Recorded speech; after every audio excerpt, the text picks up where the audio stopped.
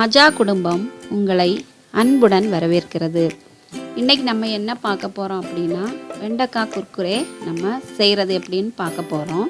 அதுக்கு தேவையான பொருட்கள், நான் 1/2 கிலோ வெண்டைக்காய் நல்லா கழுவி தொடச்சி வச்சுருக்கேன். 5 டேபிள் ஸ்பூன் கடலை மாவு எடுத்து வச்சுருக்கேன்.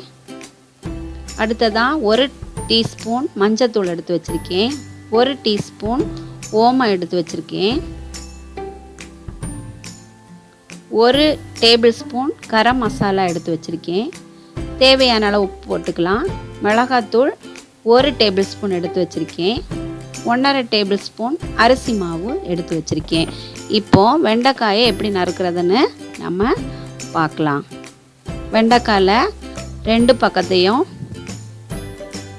இந்த மாதிரி கட் பண்ணிக்கோங்க. அடுத்ததாக சென்டரில் கட் பண்ணிக்கோங்க.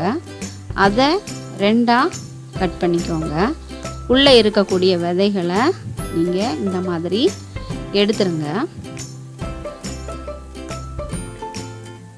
இப்படி எடுத்துக்கலாம்.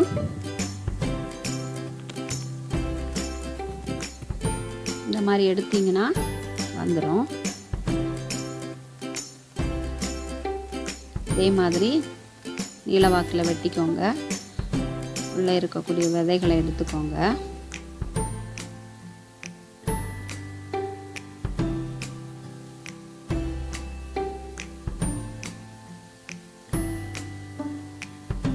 இந்த மாதிரி எடுத்துட்டு அடுத்ததாக அதை சின்ன சின்னதாக நம்ம நீல வாக்கில் கட் பண்ணிக்கலாம். இந்த மாதிரி கட் பண்ணிக்கோங்க.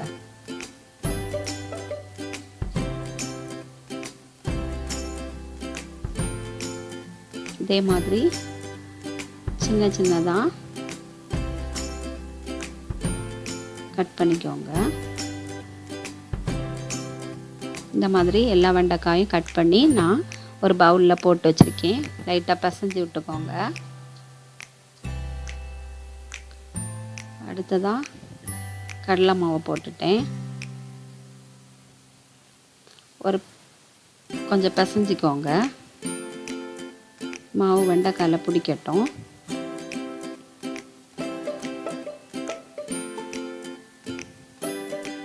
அரிசி மாவு அதையும் போட்டு நல்லா பிசைஞ்சிக்கோங்க.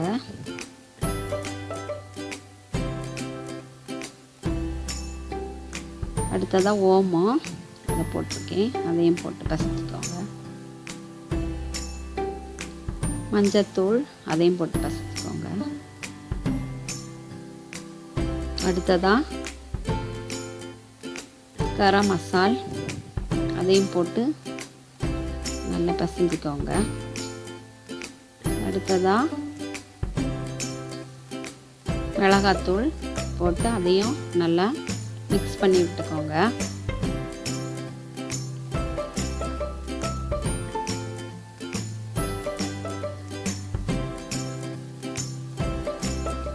உப்பு தேவையான அளவு போட்டுக்கலாம்.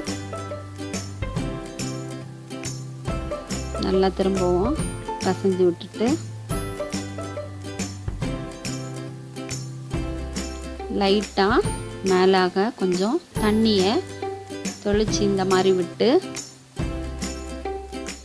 பிசைஞ்சிக்கோங்க. ஏன்னா நம்ம தண்ணி லைட்டாக சேர்க்கும்போது அந்த மாவு மசாலா எல்லாமே போய் நல்லா வெண்டைக்காயில் என்ன செய்யும், நல்லா பிடிச்சிரும். இந்த மாதிரி நல்லா பிசைஞ்சு விட்டுக்கோங்க. பாருங்கள், இந்த மாதிரி பிசைஞ்சு ஒரு 20 நிமிஷம் நீங்கள் தனியாக மூடி ஒரு இடத்துல வச்சுருங்க. தனியாக வச்சுருங்க. 20 நிமிஷம் கழித்து நம்ம பொரிச்சிடலாம். அடுத்ததாக நான் அடுப்பில் கடாய் வச்சுருக்கேன். எண்ணெய் ஊற்றிருக்கேன். எண்ணெய் காஞ்சிருச்சு. ஒன்றுனா வெண்டைக்காவை நம்ம போடலாம்.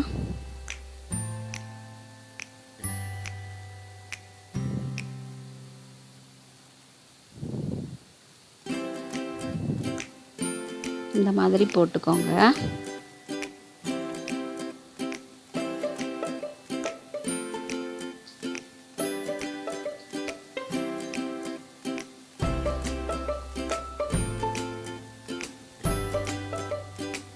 இது சிம்லேயே வச்சு அடுத்ததாக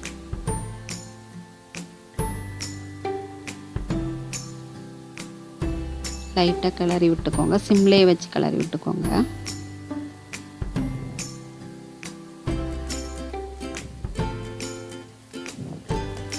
பாருங்கள், நிறம் மாறிட்டே வருது. இந்த மாதிரி நிறம் மாறின உடனேயே நம்ம எடுத்து ஒரு பாத்திரத்தில் வச்சிடலாம். இந்த மாதிரி பொரிச்சு எடுத்துக்கோங்க எல்லாத்தையும். பாருங்கள், இப்போ பொரிச்சாச்சு, ரெடி ஆயிடுச்சு.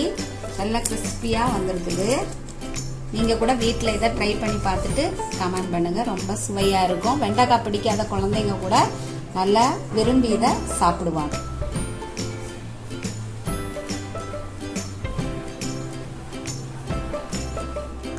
சுவையான வெண்டைக்காய் குர்குரே ரெடி.